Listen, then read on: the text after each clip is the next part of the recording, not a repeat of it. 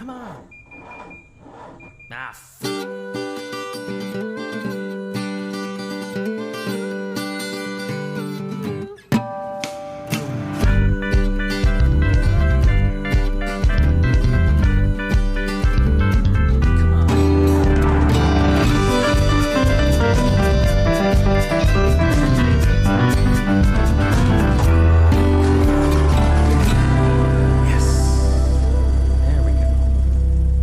Welcome back to the only podcast produced by three winners of IMSA's Spirit of the Race Award. You're tuned into the Check Engine Podcast. We're streaming live through Anchor.fm or anywhere else that streams good content that you want to listen to. My name is Nick. With me on my right is Andrew, who just started a new job this past week. Andrew, how's that going for you so far? It's busy. It's super busy. I mean, that's part of it's basically my fault that we didn't record for last week because I walked in on Tuesday like, oh, you're going to be there Friday night? And I was like, oh, well, that would have been nice to know. But sure. So, luckily, we have our all-new video content to tide you over. Yes. Yeah, so hopefully you're enjoying that. And we do apologize, folks. Life kind of got in the way last week, but hey, we're back. That's all that matters. Tristan, you don't have a new job, but you have new responsibilities. I do. Very fun things, though. So, return to my native habitat.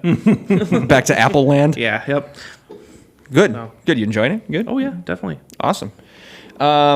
So, as you can tell, because we're talking about work, we're not pros. This isn't what we do for a living. But you're still tuned in anyway, so we appreciate that. And we don't want you just to listen, though. We want you to reach out to us, get in touch with us. Let us know what you like, what you don't, what ideas you have for us to talk about. We just got off the back of a couple of listener-inspired topics. So you can start by going to checkenginepodcast.com. There you'll find our email. It is inbox@checkenginepodcast.com. That's so creative. It really is. What did you want? Did you want a webmaster? Dan. Yeah, Dan. We don't even have a Dan. That's our Perfect. inbox. Fine. It's our inbox's name. Oh. Dan the Inbox. I thought it was... Never mind. So yeah, inbox@checkenginepodcast.com. Say hi to Dan. And then the website also has links to our past episodes. It has links to our socials. It's where our blogs live. So anything CEP related, that's a good jumping off point is checkenginepodcast.com. This is not a listener-inspired episode. This is one of our own making. What are we talking about tonight? No, this is stolen content. Is actually what this is. Fair enough. It's an homage. No, this Let's just call it an homage. This is actual theft. That's homage. Fine, whatever. There's a great sneaker podcast I listen to called My Brother's Sneaker. Link in the show notes. Yep, and they did an episode. As long as we're stealing their content, we might as well link them. Well, I mean, they're way more popular than us and way better. But so listen to them if you like shoes, or if you don't, because they're two brothers who are also comedians and writers, so they're really funny. Anyways, the whole premise of the episode it was called "Is It Worth It?" And basically, what they did is look up prices for shoes that they've always wanted for their personal grails, because there's a huge reseller market in shoe culture. And then, just basically talked about the prices and is it worth it to buy it? Well, everything is shoes, and cars are shoes. And there's also a huge artificially inflated reseller market for cars. Yeah, that's true. So I thought, hey, I'm going to steal that idea. And then I did. And Well, there we go. And here we are. Yep. So that's what we're going to do. That's right. So stolen content coming soon after Pace Laps. Who's got anything for Pace Laps? Ooh, quick one. Tristan has one. I saw a veritable cavalcade, a herd, a murder of A flock. Yes, of supercars. I assume that they were probably all rented from some exotic thing. Yeah. But it was just like 9, Bachelor party? maybe, all driving like right through Wales. Really? Yeah, in the roundabout. Going where? Yeah, where are they going? Headed south. Who knows where? Headed south. Through Wales. State forest roads, maybe? I don't know. That would Probably, be a if they're decent smart. guess. But yeah, so I was just like, What was in this fleet? There were at least 2 Lambos, Gallardos, of course. It was a little older, easier to rent. I would have thought at least Hurricane. There was one of those. There was a 458 for sure. And then there were, another Ferrari of some kind, a little older, not much older. But it's my 360. thing. Do you guys know? Yeah. I'm going to take a guess at a 360. There you go. Judging by your memory, it's I don't know. But the crowning achievement, probably, if our dream is true, the Bachelor himself, an Aventador. Had to be. Yeah. Had to be. I was like, yes, please. It feels like, now you've seen that car next to other. It seems like the Aventador would be about twice as large as all those other cars. Is that true? Yeah. Oh, okay. It's if not twice, it's certainly starkly larger. Like it's like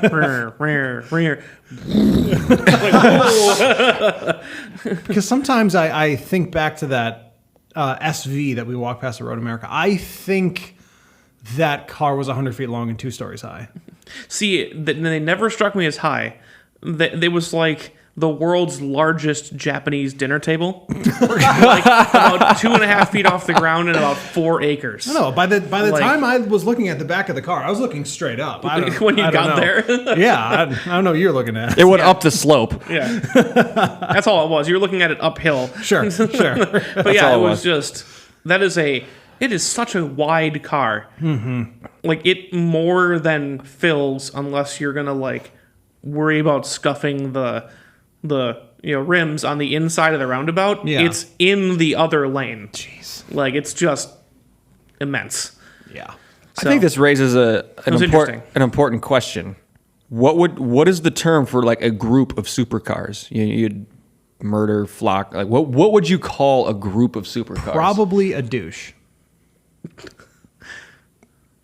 No? Why? No?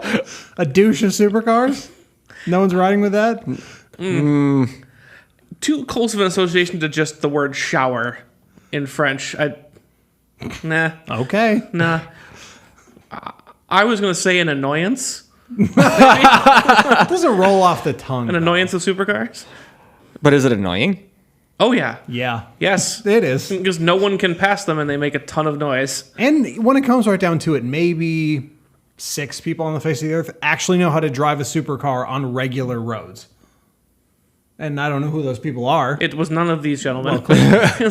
in their rental cars. Yeah. The rental cars for the bachelor party? Yes. So, interesting sight I had seen. So. Nice.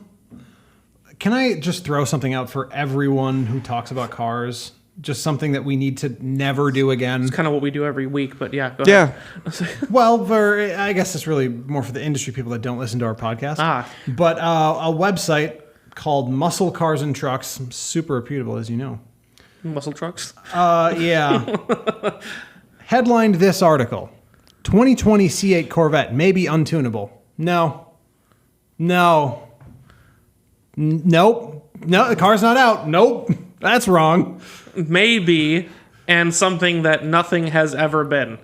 Well, but the whole thing is, no matter what tech is inside the C8, no matter what it has, if it's fully electric, if it's hybrid, if it's some kind of new engine form we've never conceived of on the face of this planet, that shit is tunable. That's what I mean. Something you're making a statement about something that has not been released yet, and you're making the statement Of something that has never happened in history. Been true. Well, the whole thing about this article is, it has a technology. It might be untunable. Well, all right. For anyone, keeping track here, hybrid systems and electric cars are more tunable than just regular gas cars. I mean, you can put a jumper on it and like double the voltage and burn things out, but you can definitely tune them. Most of them have apps. Yeah. That's where we're at right now. Yes. These shits have apps now. Yeah. So I don't know, whoever this guy was, whatever, I already forgot the name of the publication. You're an idiot and you're wrong. It's Muscle Cars and Trucks. That's what it was. Consider your source. But still, this made the rounds on car Twitter like, could it be true? No. It can't be. We're going to tuck that one away and put that in the pocket for the We Were Right episode at the end of the year. Yeah, clearly. I have a big thing if no one else has any. Big thing. Hit it. I have a new theory. Uh-oh. And the theory is this. GM is preparing to kill Cadillac. Leading them to the slaughter as we speak. Yes. Show your work. Here's why I think that. I mean, obviously, in the past year, all of those developments, Cadillac's new engine, stolen by GM for the Corvette, Cadillac's mid-engine supercar, either a smokescreen or stolen by GM for Corvette. Now, a few days ago, on the 30th, Cadillac unveiled the new CT4V and CT5V. Yep. With drastically less horsepower. Yes, because they're not CTSV. They get the number, and that's where you lose your horsepower. It goes into the number. goes into the number. Yeah. So, all right. Instead of S. Here's what Cadillac's line was. They came out with the CTSV was too scary. No. As a few people pointed out, just no one bought them. Like those cars, all the way back to the actual CTSVs when they had the triple lineup, the coupe, the sedan, and the wagon, they sat. Yeah. And they were priced super competitively, and all three of those cars had the exact same MSRP, which was incredible. Yeah. And as much as we slam Cadillac, those were some impressive cars. For the price, they were really impressive cars. And, whether this is good or not, especially from Cadillac. But, yeah. I mean, like, if you were not careful, if you got it with OnStar, they would call you after you took off from a stoplight because they thought you'd been in an accident. Yeah, no, they were neck snapping. They were great. And they were fantastic. But, all right, so now they've backed off of that, and their excuse was that those cars were too scary. No one could drive those. No one could handle Everyone can drive those. So basically, what they've done is brought back the V line with about the same horsepower as the V6 G70. Oh, and one of them uses the engine from a Silverado. That's good. Everyone likes the Silverado. So what is the V represents what then? Nothing. However, they are preparing, except for a heftier price tag. Yes, and they are preparing quote unquote track ready versions. So basically, what they did is they killed off their Halo, and they're going to bring another Halo that no one will buy and fewer people will use on the track. Here's what I'm thinking. This seems like a push to present Cadillac as the GM leader in transactional cost. But as we know through the great Ford experiment, that's a great number to tell your shareholders. It also does not goddamn impact your bottom line whatsoever. Ford's transactional profit is up whatever it is, thousands through, and they're just losing money. Yes. So I'm wondering if GM is setting up Cadillac, not necessarily intentionally to fail, but setting them up to fail, and then they'll save the one thing that anyone actually gives a shit about, the Escalade, and just throw it over to Buick. Because they're going to keep Buick. They've made... That's China, so... Yeah, they're going to keep Buick. And I was thinking about that, actually, as I was running on the treadmill today. What would anybody miss from Cadillac? I mean, all they do... they put the new Corvette out. Next year in IMSA, they rebrand Corvette again in DP. Right. No one's even thinking about Cadillac anymore. That's the end of that. No one's like, oh, remember the Cadillacs? No, people just think they're Corvettes in 5 years. No one's going to remember. Yeah, how long has that been Cadillac? Was it 2 years? 2? So the DPI? Yeah. DPI. This is the third year of it. Okay. So it's going to be Corvette.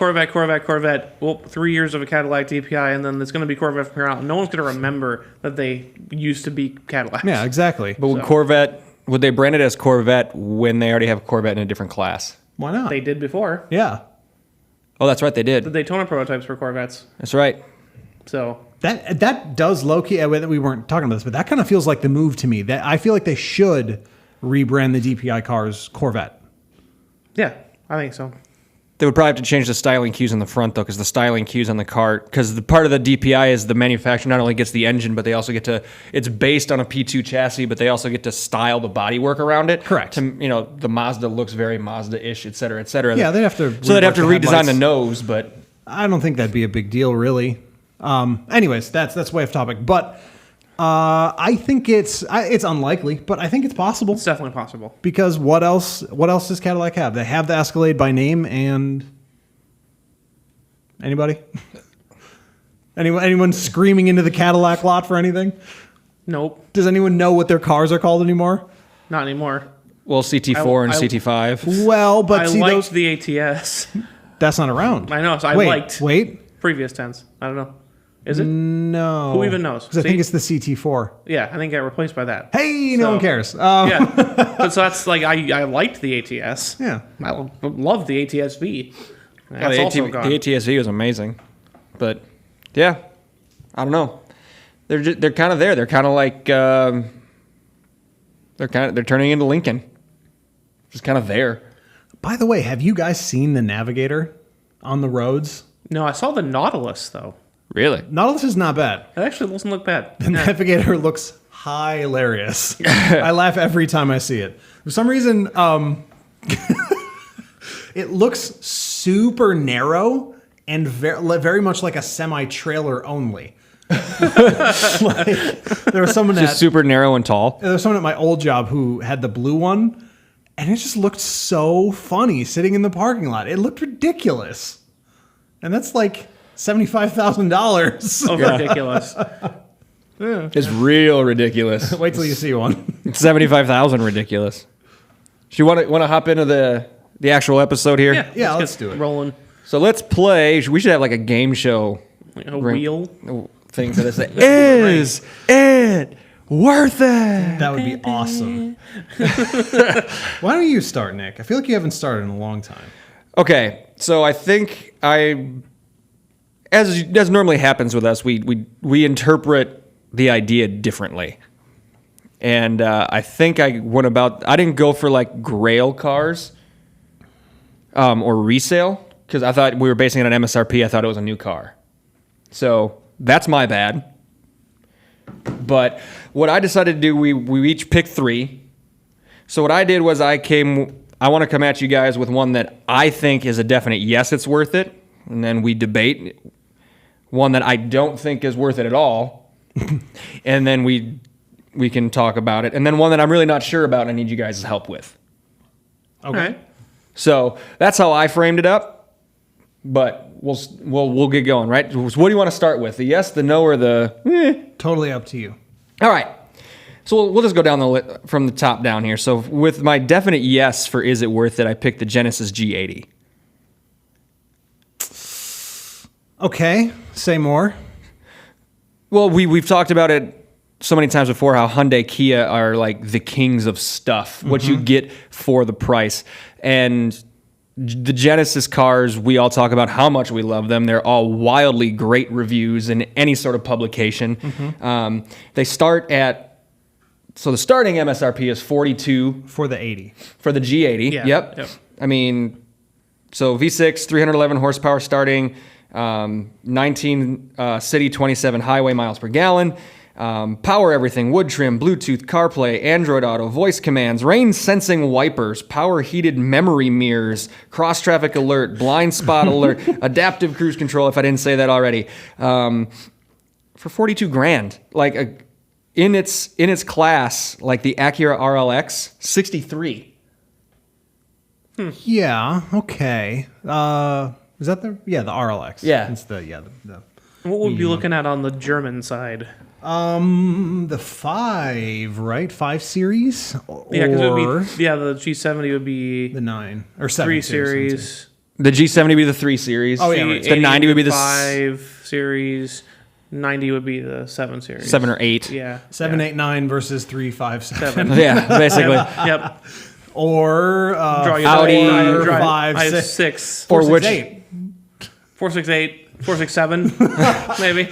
Yeah. Now we're just yelling numbers into a microphone. Can we get back to the is it worth it part? Welcome to this week on the Yelling Numbers podcast. This week we yell a bunch of numbers. Yep.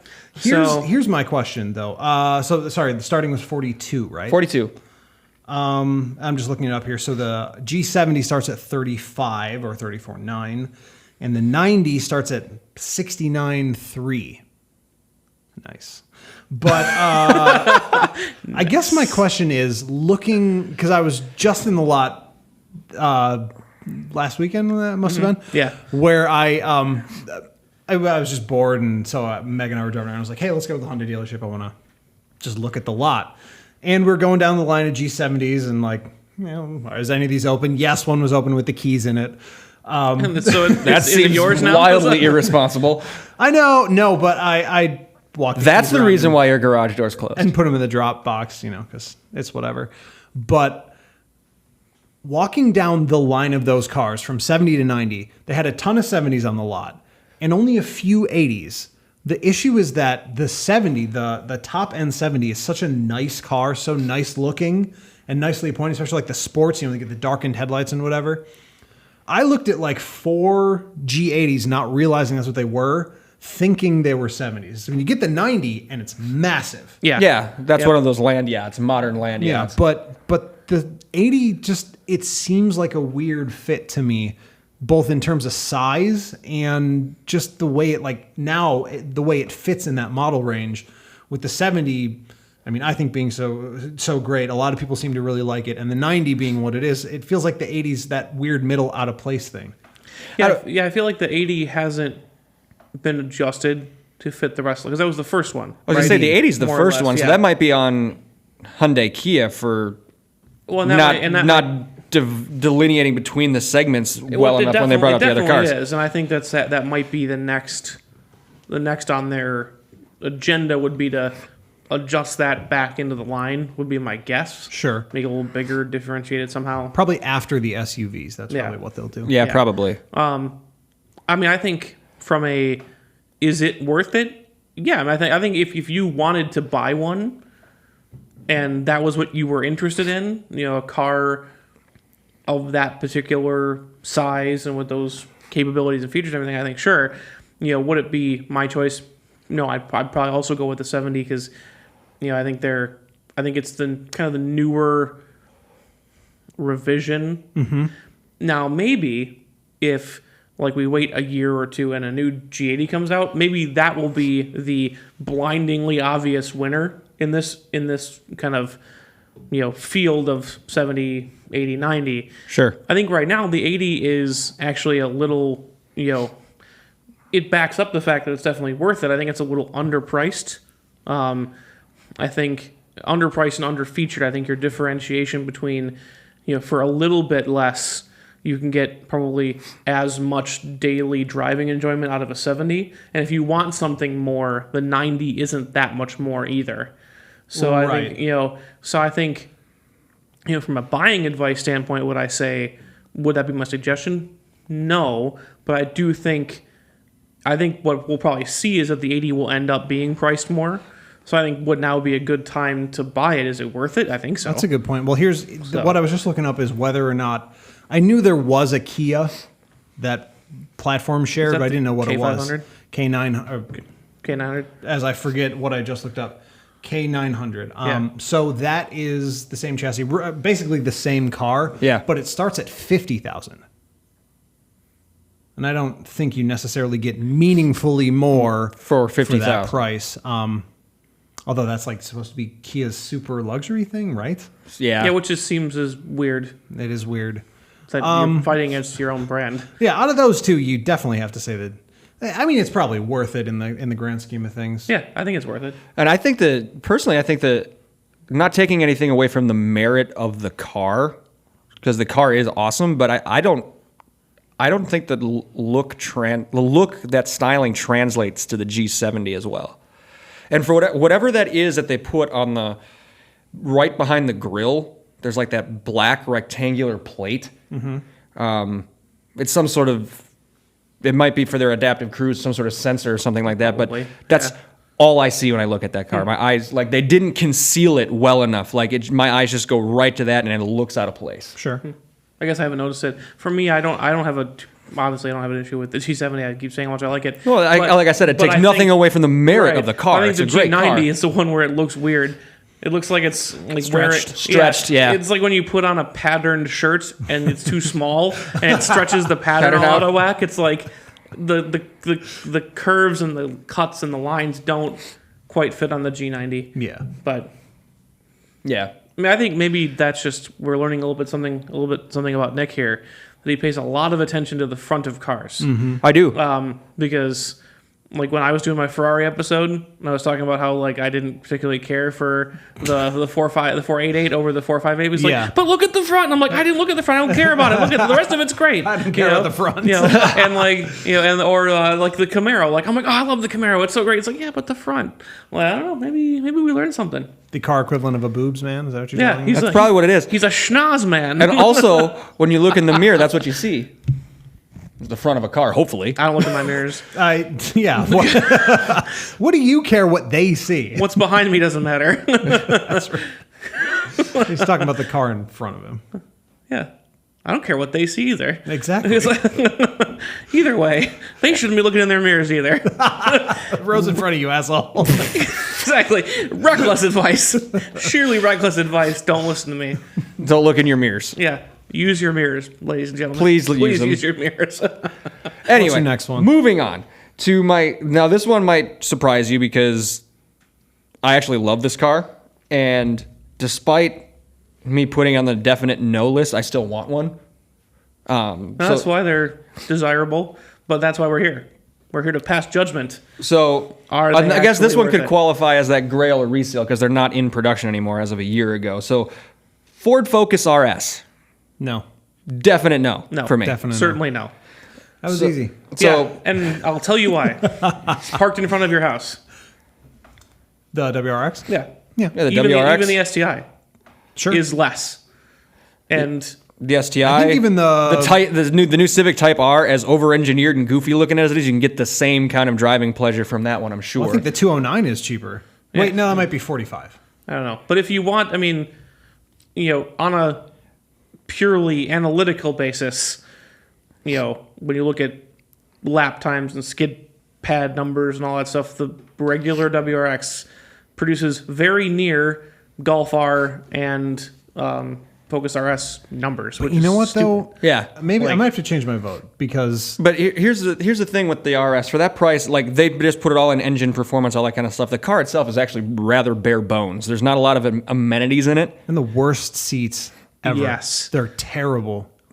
They hit me right in the kidneys. Yes. And not in a huggy way, No. in a punch you and you bleed way. Yes. Yeah, I don't like them very much. But wait. We forgot them. And they also have Tristan's favorite drift mode. That's what I'm just going to say. It's got a drift dick. A what? A drift dick. Why is it a drift dick? Isn't that what it's called? Stick. It's a drift stick. That's my bad. Oh. Your favorite feature of all time. So not worth it. A strong yes. Super worth it. It's the only car Search your feelings, you know it to be true. that is great. That it's not worth it. I still want one. This would be classified as totally reckless spending, but Yeah, see, I don't even want one. I don't want one either. I wouldn't be worth it at nearly any price. You could maybe give it to me. Because then I'd have money to put different seats in it. Yeah. Exactly. It's not worth it. Except for the drift stick. So it's probably worth it. Thank you so much. it's not worth it. It's not worth it. No. Pretty clear no. Here's the one that I need help from you guys The with. Toyota Supra. No. Not worth Okay. it. Not worth it. And as I was jotting down this one model, I was thinking maybe we could almost expand this question to a brand as a whole. But Ooh. We don't have time for that. I don't know. We don't have time for that. You really enunciated that. Yup. Weird. Yep. Sure did. Anyway. We don't have time for that. I looked at the Mazda 6. Well, I guess I know where Andrew's going with this. But on one of the review sites, the Edmunds review site that I was looking at, it was the number 2 reviewed sedan in its class on this site. What was number 1? I'm getting to that. So it is... Wait, sir. So it's number 2. It's tied at number 2 at an 8.2 out of 10 rating. At barely above it, at 8.3 out of 10, is the Honda Accord. Honda Accord.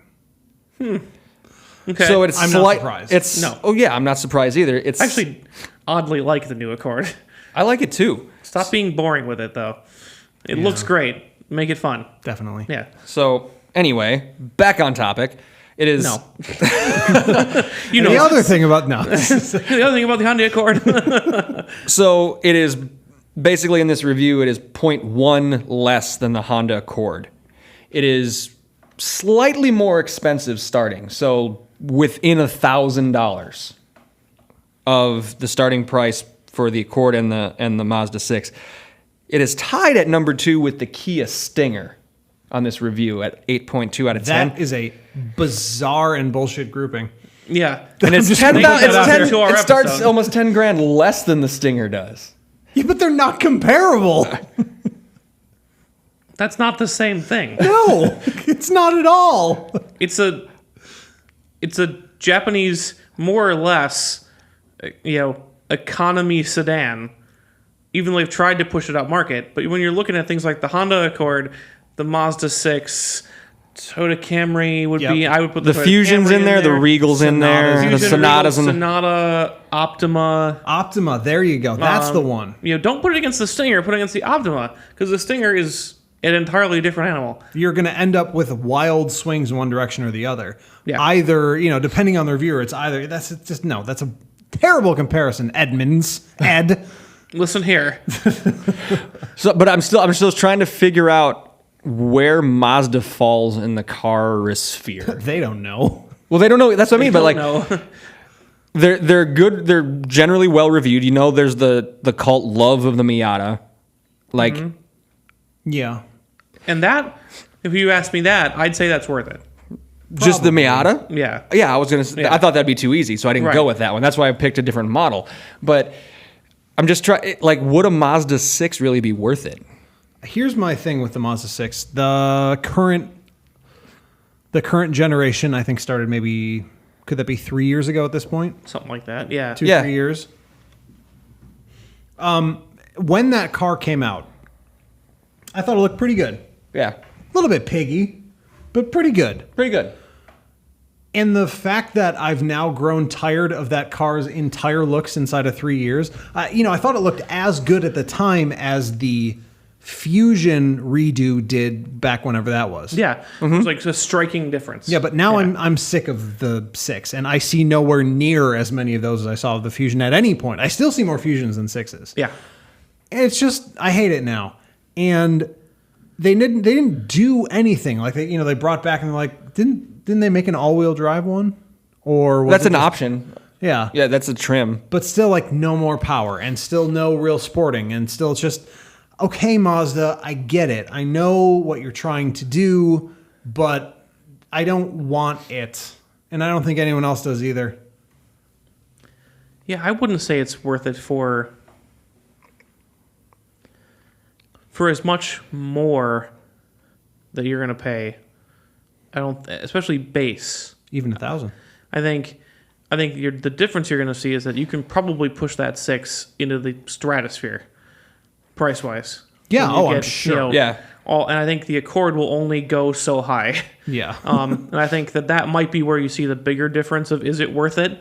Like, sure, the stripped out bare bones 6 is going to only be $1,000 more than the Accord. Mm-hmm. I'd have to look. I don't know if you ran the spec sheet or not, but be curious as to what you get out of that car. Yeah. Horsepower, features, etc. I think you're going to be looking at something that the Accord is probably rightfully judged by the reviews a better car. Yeah, and the thing is, it's kind of funny that after you saying all that, we laughed at the idea of them comparing the 6 to the Stinger, but that's kind of what Mazda wants. It's just that in that fight, they're going to lose every time. Yes. Because they want to make a luxury sedan, and they want to make a performance sedan, but they don't really want to do either. They want to throw a heads-up display and 219 horsepower in a Mazda 6 and just call it a performance sedan.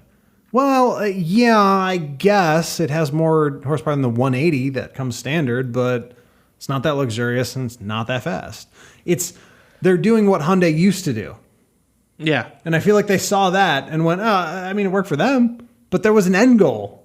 They were going somewhere. Yeah, they're not bringing back Mazda speed, guys. That's dead. It's never coming back. That's my opinion. Not worth it.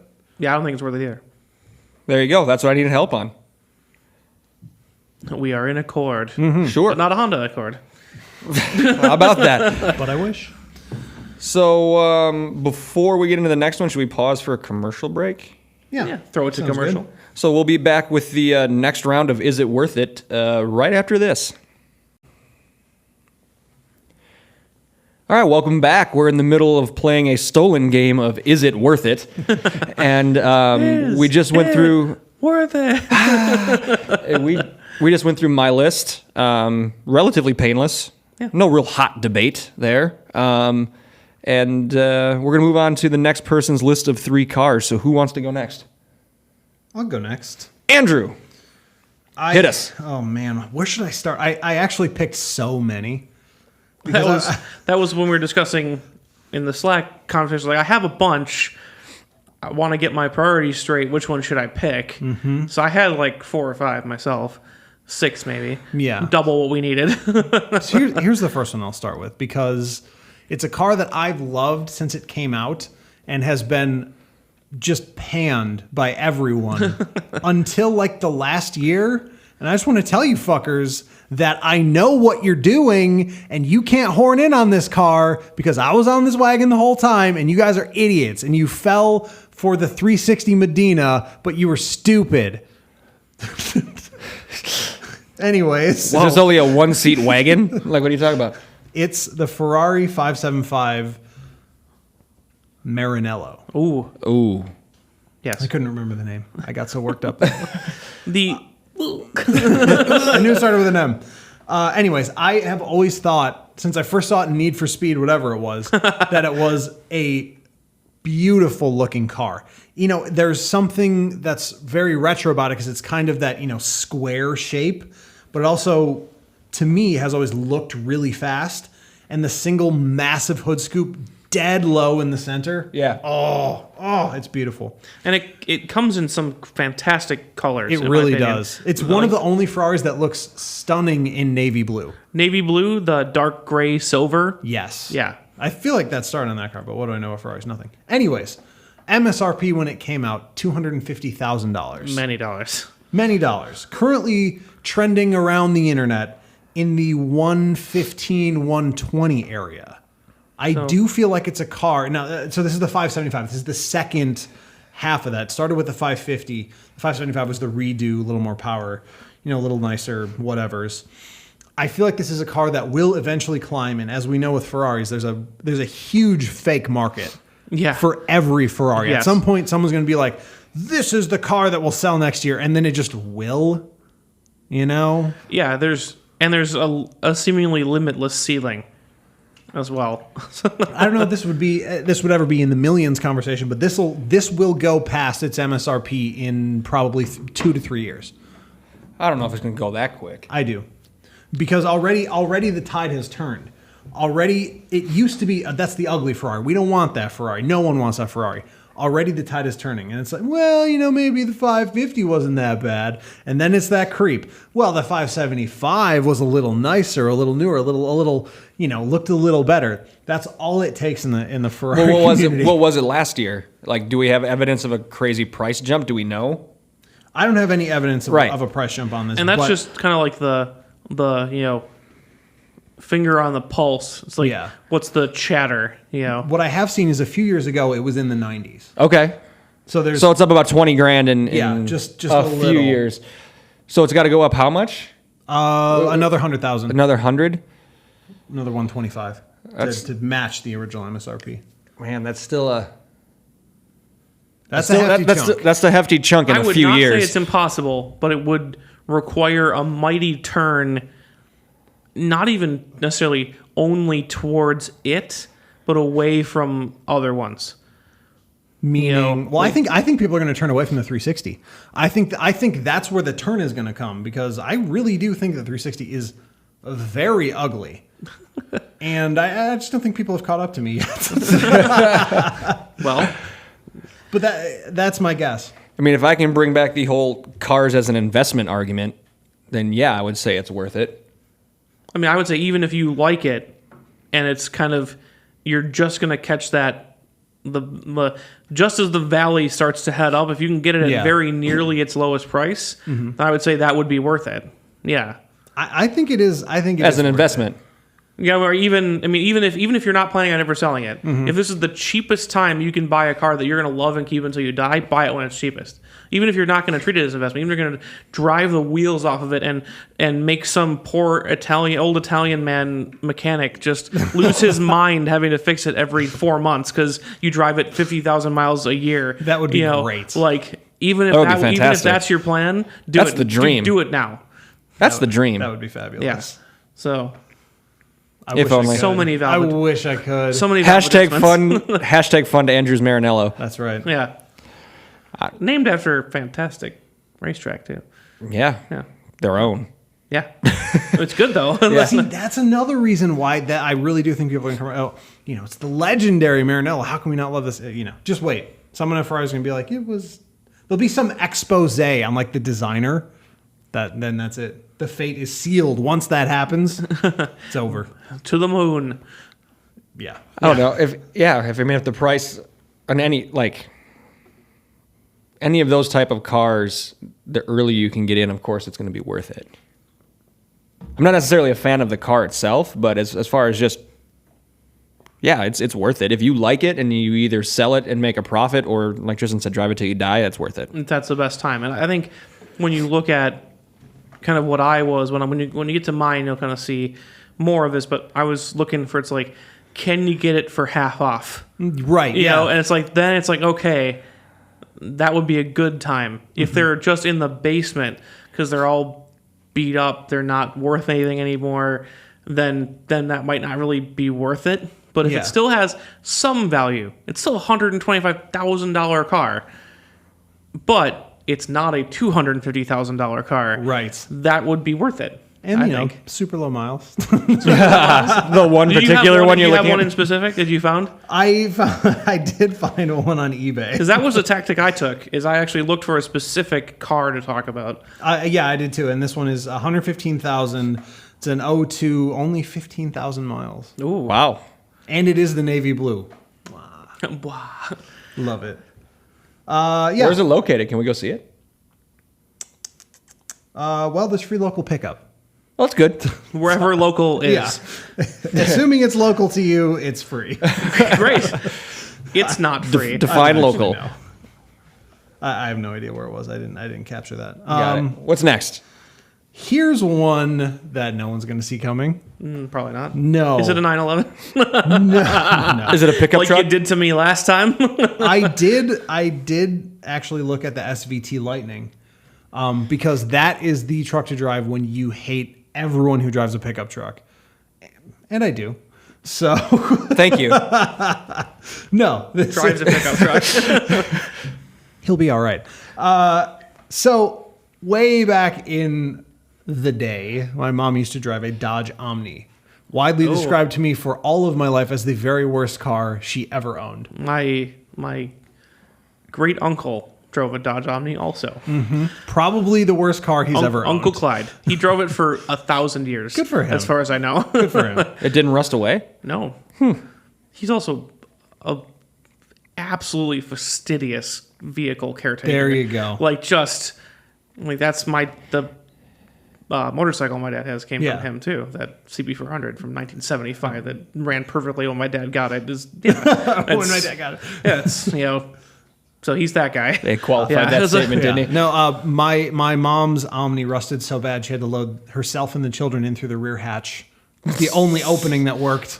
Oh, my. Anyways, let me tell you a little story about the best badging ever put on a car. In the 1987 Dodge Omni GLH. Yes. But it actually stands for Go Like Hell. Because this was the turbocharged, Shelby tuned Omni. Right now on eBay, $2,300, 80,000 miles. How much rust? Little. It's a little bit. Brand new turbocharger, basically a new engine. Which is what happens after you have to put a new turbocharger on. Yeah. So there's that one for $2,300, or for about the original purchase price, about $6,000, $6,500. There's one in, I think it was Arizona, something like that. with 8,000 miles. Ooh.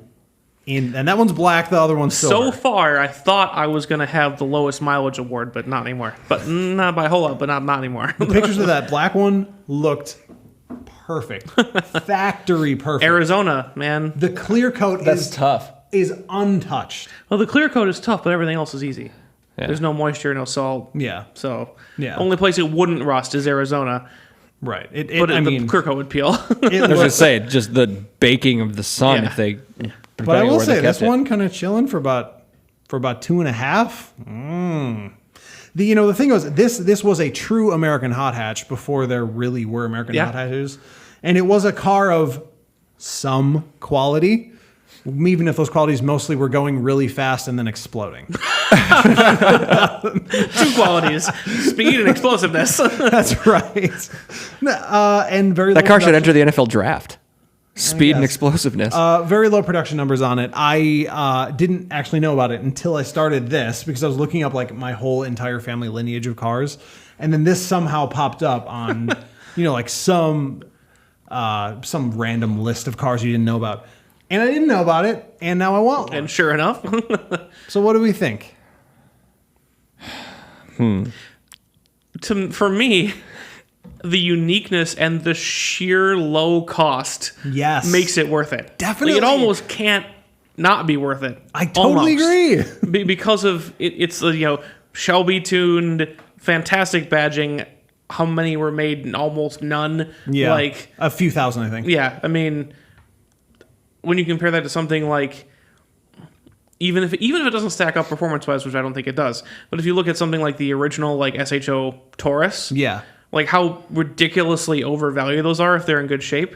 Like if you can find one of those in good shape for only $6,000, I think at least from the uniqueness standpoint, Yeah. you've got a winner. Low-key, I feel like the one in Arizona is one you could buy, bring here, and some guy at a car show would offer you 12 for it. Yeah, And you came out ahead. Yeah, yeah. I really do feel like like that's it. something that would happen. I would love to buy one of these simply because I just now I can't get enough of it. It's a manual, right? Yeah. Of course. All right. Probably Man, like a I'm 4-speed or something. Yeah. 3-speed. Those are long gears. 2 is broad. Man, I'm struggling with this one. Listen, in any other context, I'd say God no. God, no. But with the unique version and the price, that's what I went with. Yeah, just a regular Dodge Omni. You're out of your mind to pay money. So yeah, you for that. you'd have Any to pay money. you to take it off your hands Barter. if you're lucky. Bring whatever you got. Yeah. Half empty jar of peanut butter. A bag of onions Yeah. Whatever you got. and your One parakeet. chicken gets you 2. Absolutely. Ran one parked. I know what I've got. Man, We need a verdict. I think if you can, just because FCA cars just don't last. You're going to have to, like, if you can be like the dude in Arizona and take meticulous care of it, Yeah.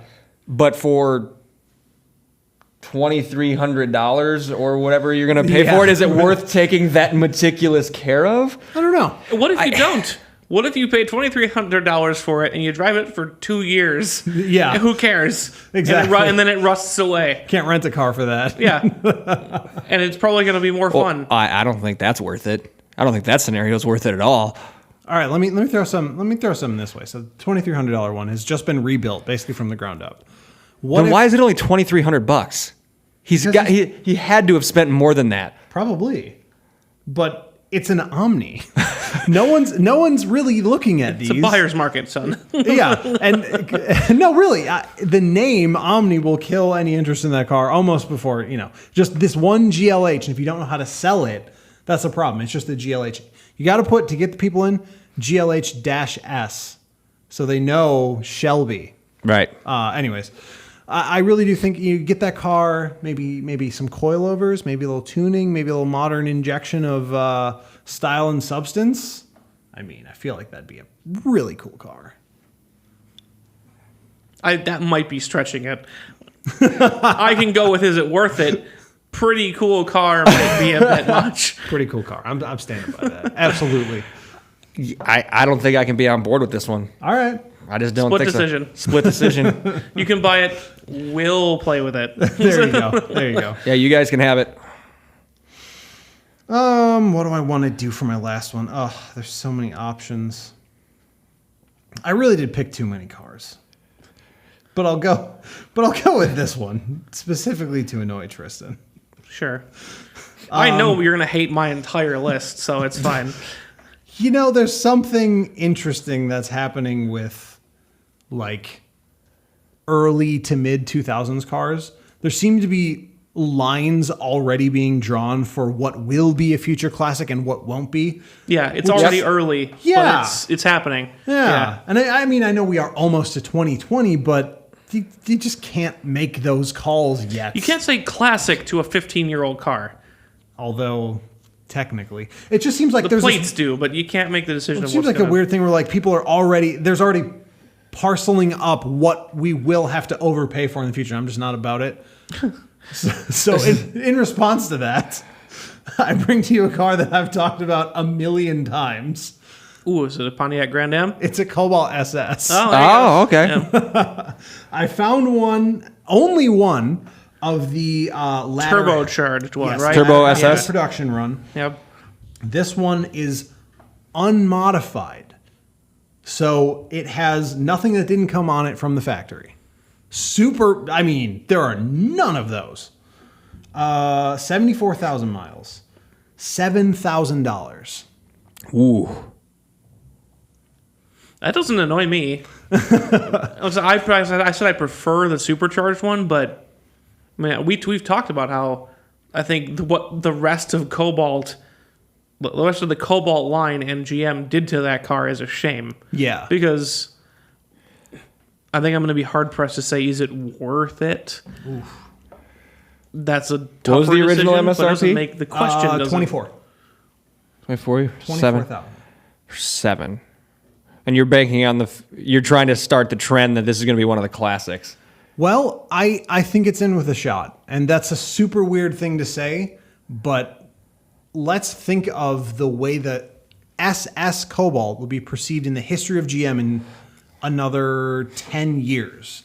So it was the one good car out of the entire range. Specifically, the Cobalt is a car that almost killed the company. It did. Yep. Yeah. And killed off... Despite the fact they sold 1 million of them. Well, but it just, it killed a good handful of people, and you can't be having that. Right. That's not the behavior you like out of your economy sedan. I mean, it killed Saab, it killed Hummer, it killed Pontiac, it killed Saturn, it killed... is that all of them? Or did I miss one? Oldsmobile. Killed Oldsmobile. It killed more than half the brands GM had. This one car, but this one's still good. I feel like there's a story behind it. That's something that people can get behind and like care about, because that seems to be one thing that a lot of modern classics miss. Chevy Cobalt SS, the anti-brand killer. I mean, no, it's still just the brand killer, but this is just the good one. Just killer. Yeah, it's the quality one. I don't know. So I think as we discussed before, narrative is important with anything. My question for you is, because it's supposed to be a Grail car, and it has to be worth it to the person buying it or like one of us. Would you want it $7,000 worth? I don't think so. And that's my Well, there's question. your answer. And that's my question, and that's why I don't think so either. I think it's interesting, and I'm curious to watch it and see what happens. I have no interest in buying one for $7,000. I feel like it's going to be so rare. It's just the fact that this one, because I was looking it up, and there were so many that were just cars as an investment, maybe theoretically, Maybe. But yeah, I mean, there are so few that are not ruined. Yes, and it's maybe, but I'm not convinced enough to buy it strictly on that. Right. If you were to really enjoy driving it and really enjoy owning it, and it might be an investment, a historical piece, whatever, then yeah, maybe. Also, those interiors are of such low quality. I guarantee there's no paint on any surface in that interior right now. That's already. Yeah. So I say new. I'm actually going to say I'm no. going to say too. no. Yeah. Oh, well. Sorry. And on that consensus, another quick commercial break. Sounds good. We'll see you guys after this. And we're back for round 3 of Is It Worth It? Tristan, that was a really nice read off there. Thank nice you. send off. Thank That was you. your first one, wasn't it? That was. Good job. Good shot there. Good job. So for that, we're going to reward you with sharing your list with us. Your turn. Your turn. So You have earned your turn. I'm going to start with one that actually breaks my rule of prices Okay. because it has already gone up. You said half of... Right. And Or this one half of actually is Yeah. more than it's sold for new. Uh-oh. Must but be older, though. It comes down to rarity old. and the fact that it is already desirable. What Jaguar did he pick? No, none of those. Although it is 1983. Is it a Quattro? It is. Oh, 1983. you missed the boat on that one. 1983 Quattro. Now, just because it is not the cheapest it was going to be, it's not the get in on the bottom floor. Bear this in mind. So it is a 1983 Quattro for sale, and it has only 38,000 miles on it. Because those were cars that were driven. Wow. Those were not kept usually because no one knew that they were going to be popular. Right. So only 38,000 miles, excellent condition, in this beautiful dark blue exterior with the Audi ring decals on the side. Ooh, Yeah, look at that. And then bear this in mind. It's 43.5, which is a lot. But before you have your heart attack, can anybody guess what the MSRP of this car was in 1983? I honestly have no idea. Literally written in my notes is $35,000 new. Holy shit! In 1983, that was a $35,000 car. So my 87 was $6,000. My 87 Omni was $6,000. $1,000. Yeah. Holy shit. MSRP $35,000. Look into the camera and say that again. $35,000. Holy shit! That had to be house money. Right? It had to be. So, considering that it is now only $43,000, this one is rebuilt. Also, it's had all anything that's rubber and can wear out has been replaced. Seals are done. Mm-hmm. The engine has been worked on, but has not been rebuilt. It's only got 38,000 miles now, so we wouldn't need to. But the seating surfaces look good, unlike that Jag. The seating surfaces look good. Paint has been redone to the stock color. Sure. And I think it looks fantastic. And when you look at the ones that are out there, it's not the $70,000 one. Ooh. Ew. There's a $70,000 Oh, one? yes. What's the difference between the 70,000 and 40,000? Like 4%. Of 4% better. Like, in terms of quality? Yeah, like the paint hasn't been repainted and it's flawless. Oh, see. Like, but this is flawless. It's just been repainted. Are you planning on driving this one? Till Yes. Then yes, it's Yeah, worth it. Exactly. That's 100%. That's my thing. But The rarity, the fact that it's still retailing for more, so there's the investment piece, the story behind the Quattro, like that. What did that lead to for Audi? I mean, it's huge. yeah, but we're talking S3 money. You just go walk in and buy an S3 straight cash. Right. But the whole point is it's a Grail car. I know. Like, I can just go get one of those whenever I want if I had the money. The S3, no big deal. But I think this one being the deal that it is compared to a lot of others that are out there, how mechanically and visually and everything else sound it is I'm on board. for 43.5. And considering from my perspective how badly I will always want one of these, is this one worth it? Give that man his money. No. I have to say no. And it's just a confluence of yes, important car, whatever, but no. It has quite the story. I'm sure it's drug related. Will that help? It could. I'm more interested. It was delivered new in Germany, remained with the original owner until being acquired, and moved to Colombia in 1991. Yeah, you should buy that car. The car was then imported to Miami. You should buy that car, bro. Yep. And Does it come with a body in the trunk? And then that was owned for 27 years once it got to Miami. Someone from The most recent service was performed in Colombia 4 months ago and included an oil change. Wait, no, that timeline doesn't match up. I know. They sent it back to Colombia from Miami? Because they had a guy who specialized in this. Yes.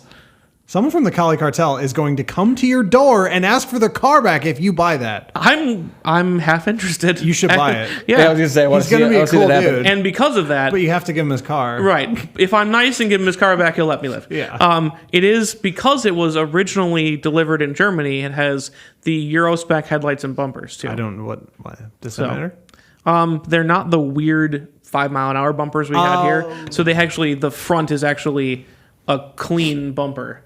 That does look real Instead nice. of like plastic with the crumply bits in front. Yeah. So. Okay, I'm on board now. Yes. the cartel car got it. Drugs sold me on it. Yeah. So that's my first one. I love Narcos. Do I stay on topic or do I veer wildly all over the place? Veer. Okay. So my next selection is a 1986 Land Rover Defender. No. 110. Nope. I don't want to hear more. British Army. Nope. Edition. It's the British Army Surplus Edition. Is it actually Army or is it just an edition? It's Army. Okay. It's surplus. It has like the ambulance back on it and everything else. Only 19.9. And the average so MSRP.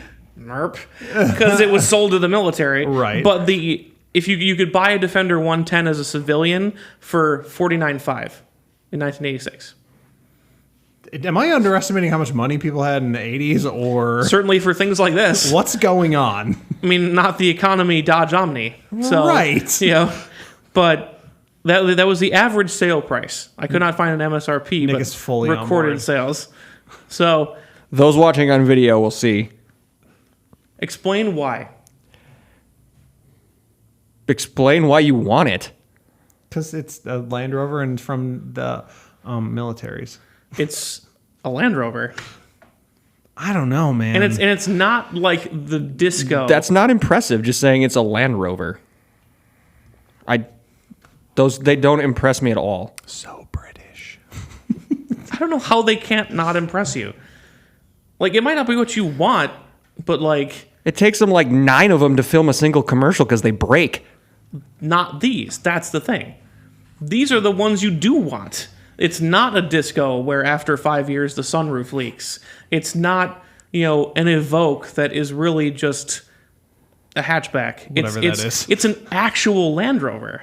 That's the trick for me. Like, I didn't say I want a Discovery. I want this, which has, universal joints that are about this big and are never going to break. Like, when you look at the underside, it looks like it's not the size of, but all the components look like they came from like an Army 6x. Mm-hmm. Like, it's like a Ma Deuce under there with like just a regular SUV sized. It's the long one. It's not the little one. The 110 is the long one, with the ambulance back. It does have the turbo diesel. Okay. With the 5-speed manual. How many miles?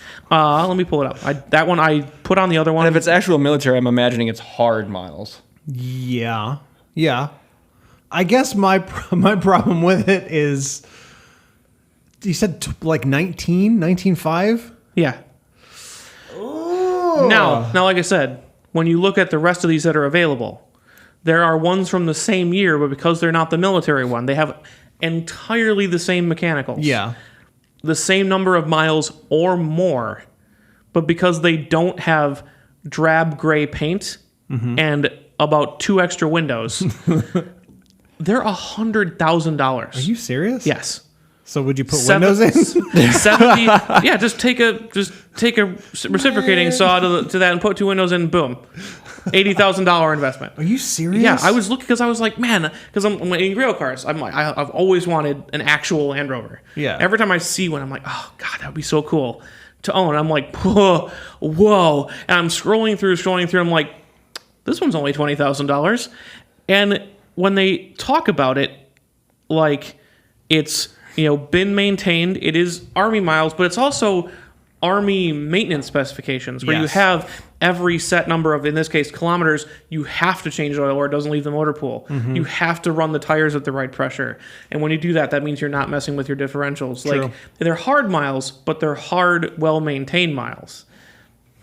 And you know that the parts are being replaced. I mean, you're definitely selling me on it. Like I said, and remember, it's for me. And that's what we're supposed to be judging is like, am I being blinded by my desire for it? But remember, it's still being purchased for me. I know, but the fact that you don't want one. Well, I mean, then everyone would just say yes this entire time. Not necessarily though, because we said no to the Cobalt because he didn't want it either. But I feel like 20 seems like a lot for some reason. And I can tell you it's not. Knowing that I did the research. And that's because that's not what I brought you. I didn't bring you like the one that's running on like BF Goodrich 30-inch mud terrains with the ladder rack. And, but soon. Right. You could. But soon. Like that is, that's had the V8 swapped out for a, big block crate motor. And like, this is an actual Land Rover. Mm-hmm.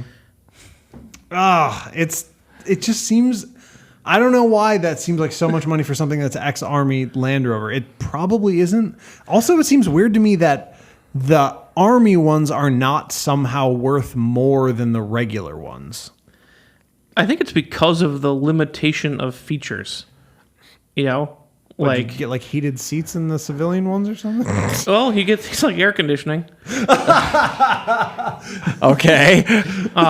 But this has the more like, the fact that there isn't stuff on it that could break. Yeah. And it wouldn't be. That's a used car salesman line if I've ever heard one. Well, that's how I buy my cars too. It doesn't come with anything. Well, that's just less that could break. That's why I buy base model cars. It's also true. It would serve a very particular purpose. Would it be a daily driver? No. For Moab. Maybe. You would go to Moab. Totally go to Moab. I was actually mainly thinking about how I saw them used all the time when I was in England. They never left their own property except maybe to go to town. There was one that was just a shuttle bus. It took you down this incredibly steep hill down to this beach in the west of England somewhere, and it had the entire ambulance back was full of benches the long way. Yeah. And it could carry 1,000 people at 1 mile an hour because it was in 4 low on a 4-cylinder diesel from Land Rover. It has no speed, but it would just chug along happily, carrying people up and down this hill every day for years. I feel like you want this more than you've ever wanted anything. I really do want this. And you need outside approval. I need to either have approval or be told I'm a moron. All this waffling isn't helping me. Fine. I'm not waffling. I am. I am the waffle. I'm the waffle. I am Belgian. Okay, yes, you want it. I will say yes. It's worth it. Because it's the desire and joy of his heart. I'm not waffling. I'm making him say it, though. No. There you go. Because you were waffling as you were just kind of going... No, that's still a head shake. Which is fair. I also have a split decision. I will say yes. We'll get my Land Rover and we'll use it to go pick up your Omni. I actually want put that. Put it in the back. I'm considering I'm probably going to sell my motorcycle. That'd be a decent flip. But I there don't you have go. Space. Yeah. If I did, maybe. No. You got one left, If we wrapped it, we could use it as a tax write-off. I know. And it is already silver? Just, nope. Anyways, your last one. Nope. All right. Quick, before he gets any more and ideas. here's the one that you could definitely all see coming if you couldn't see the Quattro Coupe coming. I just didn't think you'd find one within a reasonable price. Yeah. So this one falls very near my 50%, but considering the condition and mileage, I think it's worth the little bit more than half. It falls on a technicality, very much like yours, where that version isn't in production anymore. Mm-hmm. It's a 2009 4.2 liter R8. What are those going for these days? So this one has just a hair over 12,000 miles. Okay. It was under, 11.9. 76 is his like suggestion. It's a private seller. You can tell that's a nice round number. This was not gotten from anywhere. Sure. I'm sure you could work that down. This version, looking at what he listed as available and what buttons I saw, this was the top trim, and it's a manual. And this would have been $125,000 plus dollars. That's worth it. 100%. And on top of that, yeah, it's the manual, and it is in the gray pearl effect with the silver side blade. Ooh, I love that. I worked hard to find the silver side blade. So that's kind of I was hoping it would be my no-brainer because it's the Daytona gray pearl effect with the limestone leather interior. So it's kind of that lighter leather. There was another one that had like the saddle brown leather inside. I like that. Was that. the same external color, but no silver side blade. So it's like, Yeah. and like 4 times as many miles for Wow. about $10,000 less. Good for him. Yeah.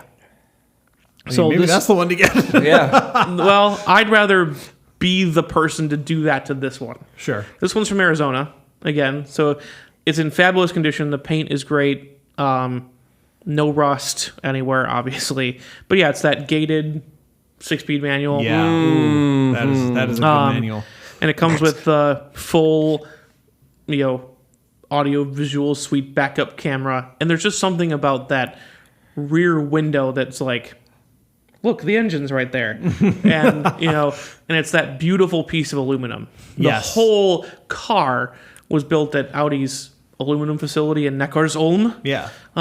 Because they built the whole space frame and the engine and half the bits inside all at the same aluminum plant. Mm-hmm. So that was kind of my no-brainer. It's kind of wanted to end on it because I do like the 4.2 a lot. The price is good. I love the 4.2. And because I just think it offers better balance. I mean, I'm sure Audi found a way to make the V10 fine. It's really popular. It's the only one they're selling now. Mm-hmm. But there's just something about that V8. Well, you just like that engine. I do. Because that's the one that was based on the race car from which it's got its name. That's right. the block design and everything else came right out of the R8 race car. So it's your destiny. This is your destiny car. And the fact that it's already only $70,000. I don't know that car is going to appreciate. No, I think it's going to get less. Yeah. Yeah, I think so you want to wait? Yeah. I mean, I do want to wait. I think calm thine tits there. I think it's already worth it. I definitely agree. I think it might get more worth it. Yeah. Imagine if you could score one of those for like 50. Oh. Yep. I think once I get to 50, I might actually try. You might have to. Just at least give the guy a call. Yeah. You might have to. If I see one at like 55 or 56, it's like, can I get you 50? In the silver? Yeah. Double silver? Double silver. Yeah. That's important. I saw a silver with a black side blade. It's fine. It looks pretty good. Yeah. Yeah. It's that striking difference. If you get the dark paint with the silver side blade or the light paint with the dark side blade, that when I saw a couple people went and did something real dumb with it. They painted it body color. Oh, I hate that. Why? It looks so boring. Yeah. It actually makes the car 50% more undesirable for me. Totally like agree. I looked at it and went, "Oh God, I wouldn't buy one of those." Mm-hmm. Even if it was not body color, even if it was dark paint with a black side blade, it was still like you can see it. It's like okay, that's okay. But like there was a yellow one that was just all yellow. It wasn't like yellow with a black side blade because that would have been sick. I always wonder how many people bought the black or is it the Panther Crystal. Was that the purple they made for it a couple of Something years like ago? that, When yeah. when they brought out the RS7. Yeah. One day I will behold one of those. So when I started, this is an interesting fact, just a little bit of a side note for it. I started this search for when they first came out, the model year 2006. Yeah. Yeah, good luck. There's like 200 of them in the whole world. Oh, really? Yeah, yeah. They ended up selling a ton of them, but that first year they didn't make any. It's like, wow, yep, can't find one of those. So That's the Hyundai trick. Release it at the model year, but halfway through. yeah, or like almost the end. It's like finding a 17. This is such a weird fact for me now. 17 Elantra Sport. They're almost impossible to find because they only made them for a half a year. And then just moved on. And they made 18s, and the only difference was $200 more, and you got a sunroof. If you could do the Volkswagen in 2006, they had the Mark IV and the Mark V in Really? 2006. Yeah, so they're funny. both 2006 models. So if you say I want 2006 GTI, you can either get the old one or the one like my dad had. Yeah. That was the same. It was like 2006 and a half is what they ended up calling it, so that you Great. knew the difference. So yeah. That's funny. All right. Let's get out of here. Let's get out of here. So that was the first ever stolen game of Is It Worth It? I think it went pretty swimmingly. Yeah, I'd be happy to come back to this again. This might be a recurring episode if we run out of other ideas. I need to check on those dots. No, I just got to do it right next time. Next time we can flip it on its head. Is it not worth it? We can. Well, no, we already kind of did that. Yeah, we did. But the two of us can work together to choose a car for the third one, And they and then determine? they have to tell you whether it's worth it for them or not. Ooh, I like that. Yeah, So, that's I like that. schmancy. Well, very complicated, but yeah. I like that. I like that. I hope you enjoyed this episode, folks. We hope you did. Reach out and let us know. We're on socials. We've got Facebook, a Check Engine Podcast. We've got Twitter. The handle is... At Check Engine Pod. We have Instagram where the handle is... At Check Engine Pod. There we go. So let us know what you thought of this episode and any other episodes that you have happened to listen to over the course of this past year and a half or so that we've been doing this. Who are we thanking? Man, it's been a while. I forgot. It's been a while. Well, I mean, it's Pride, so that only means that we can thank the LGBTQ plus community. I don't remember all the letters. This is the only rainbow shirt I have. It's pretty lame. I need to buy more. But happy Pride. Yeah, thank you in particular, because we're a car podcast, for Subaru. Yeah, exactly. As we have discussed. For playing into this. Legitimately, that's why. So, Yeah, absolutely. as a car podcast, that's what we can specifically thank you for. And probably the Gladiator too, like the Wrangler continuing on. I mean, that's not a big jump at all. God, I want one of those so bad. I saw my first one. Yeah? First one. That car looks so dumb on the road. I don't But even care. No, I Yeah. can't imagine you would. No, you can just shut up now. It doesn't matter. You guys are here talking about important social issues. I just want to thank cold medicine for keeping me going the last couple days. Ooh, didn't know that. I didn't shake your hand. Would It's have all good. scooted over here a little bit. Shake your hand. It's all We good. kissed. Oh, yeah, that's right. You kissed? Pride. I feel left out now. Great celebration of Pride. No, don't get me sick, you son of a bitch. I'm going to thank Zycam as I go home and immediately use some. No, I would like to thank, I don't know, well, let's see how we feel about this one. It's either a thank you or a calling out, depending on which side of the fence you're on. I'd like to very much thank our viewers who reach out. Yeah. Viewers and listeners who reach out.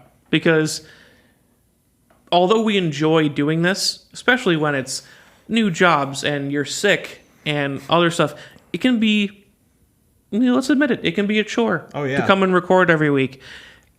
We enjoy it, so we keep doing it. But every once in a while, we'll get a super awesome email. We'll get a shout out on Instagram or Twitter. You get an email, even if it's personal, even if you know us and you're like, hey, I listened to your new episode. I had a guy come at work who was like, hey, I listened to the new episode. That was a good one. Yeah. Whenever you reach out and talk to us, that just fuels the fire even more. We don't need it, but man, do we appreciate it. Yeah, So- we love it. Great. So thank you for anybody who's ever reached out to us and told us what you like or what you don't like. The fact that we know people are out there listening, we love it. So thank you. Absolutely. Awesome. And not just to those who reach out, but anyone out there who's listening. That's what I was saying. Could be a call out. Like, for those of you who aren't reaching out, get your act together. No, I'm kidding.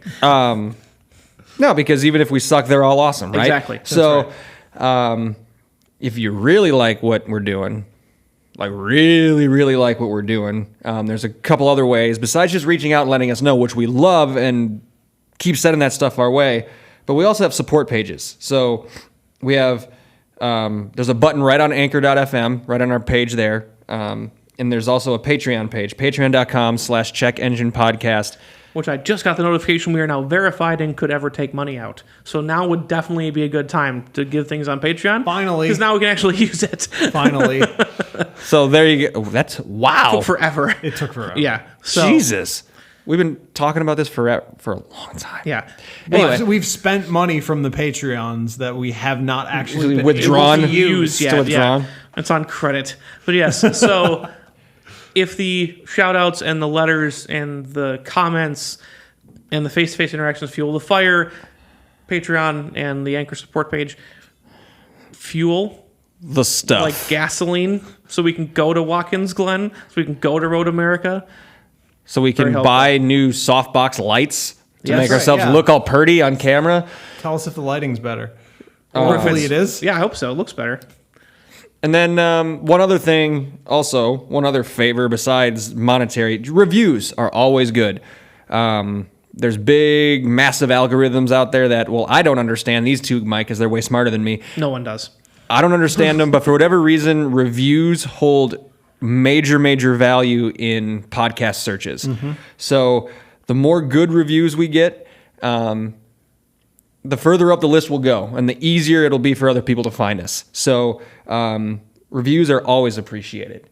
With that, we're going to sign off for this week. We're happy to be back after a week off, and we're going to get this cadence going again for everybody. So we cannot wait to talk to you again next week. Until then, take care. Bye.